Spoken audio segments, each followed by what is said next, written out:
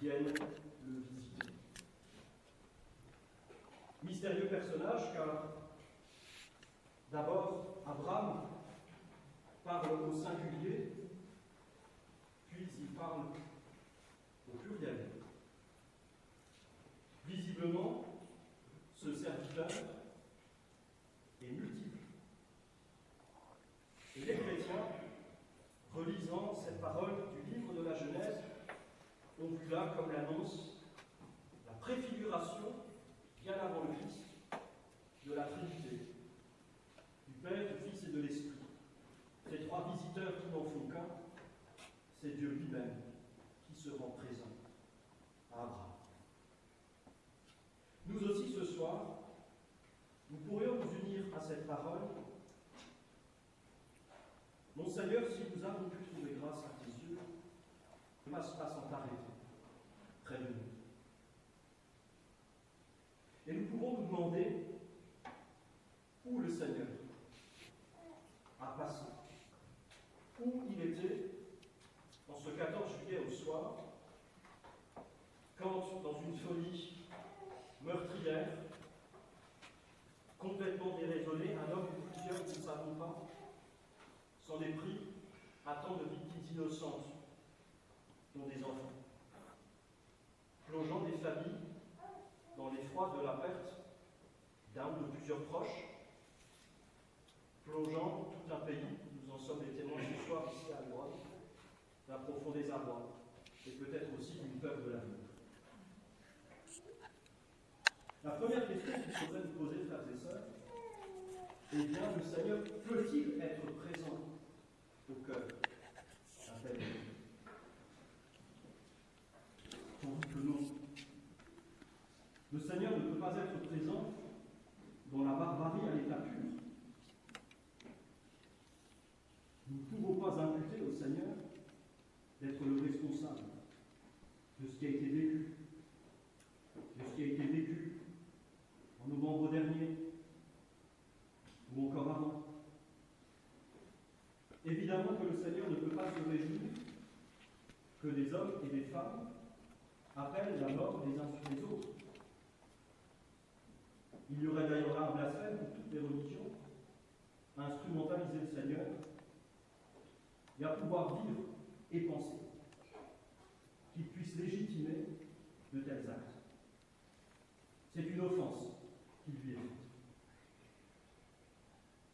À cette première question, le Seigneur peut-il être présent? Il faut en rajouter une deuxième. Comment le Seigneur peut-il cependant être présent?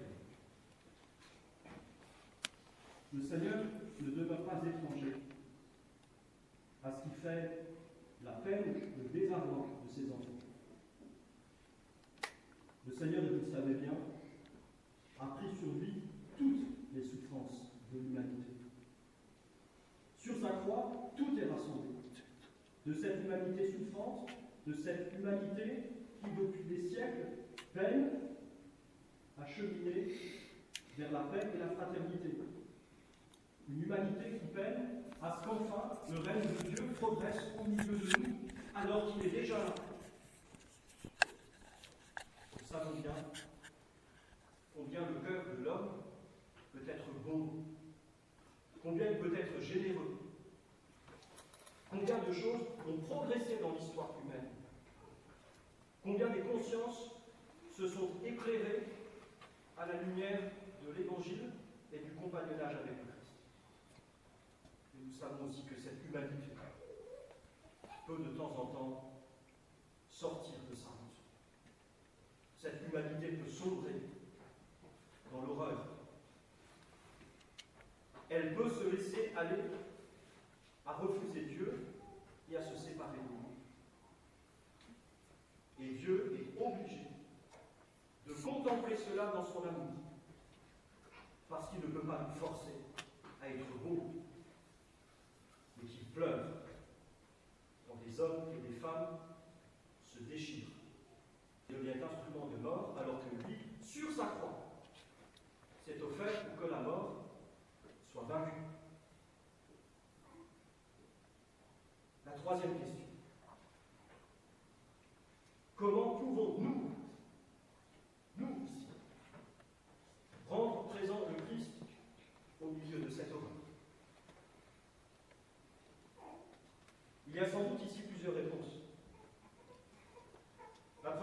la trouvons dans l'évangile de ce jour, de ce dimanche, dans la différence entre ces deux sœurs, Marthe et Marie.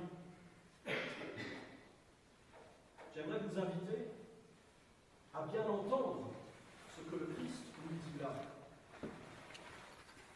Il ne condamne pas l'une pour disculper l'autre, mais il reproche à Marthe de tellement s'agiter que, contrairement à Marie, elle n'écoute même pas ce que le Seigneur est en train de dire. Elle veut bien faire. Elle est accaparée par les multiples occupations du service, nous dit Saint Luc. Elle est débordante de générosité. Mais il y a là un danger. Il y a là un revers à la médaille. Parce qu'elle passe à côté de l'essentiel. Nous aussi pourrions passer à côté de l'essentiel si nous nous laissons aller aux sirènes du populisme ou aux tentations des polémiques. Nous pourrions passer à côté de l'essentiel si, face à ce malheur, nous pouvions nous arrêter à des idées précises, à enfermer des attitudes, des personnes dans des catégories.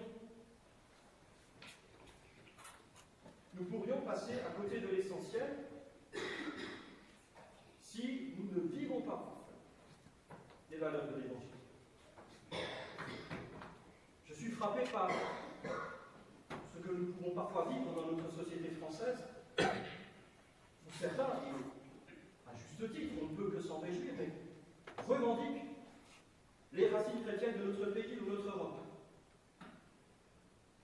On a l'impression qu'ils les revendiquent sans y croire. Qu'ils les revendiquent comme si cela appartenait dorénavant à la muséographie, de la paléographie. Il ne s'agissait plus que de mettre une belle vitrine au-dessus pour le faire contempler aux générations futures. Regardez comme c'était beau. Ce n'était pas beau. C'est beau. Et nous trahissons l'Évangile si nous n'essayons pas de le vivre, de le mettre en pratique. Pas dans des grandes actions, pas dans des grands discours, mais au jour le jour, entre nous, dans les relations que nous pouvons avoir les uns avec les autres, dans la manière dont nous pouvons regarder l'autre, y compris celui qui est différent.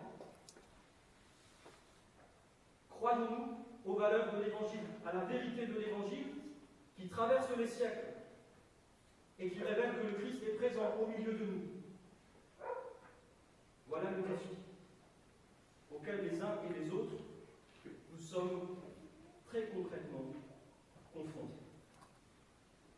Nous n'avons pas à avoir peur de l'autre si nous savons qui nous sommes et si nous sommes heureux d'être ce que nous sommes.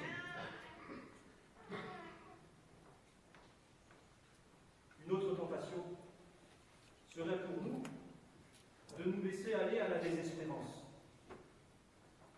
de voir devant nous un horizon de l'humanité, au moins de nos sociétés occidentales, qui serait complètement bouché. Les faux prophètes de la fin des civilisations. Mais le Christ est, lui, au milieu de nous. Espérance de la foi. Ce Christ, nous l'annonçons. Nous avertissons tout homme, dit saint Paul. Nous instruisons chacun avec toute sagesse, afin de l'amener à sa perfection dans le Christ. Frères et sœurs, au Carmel, du malheur, le Christ, parmi nous, l'espérance de la gloire.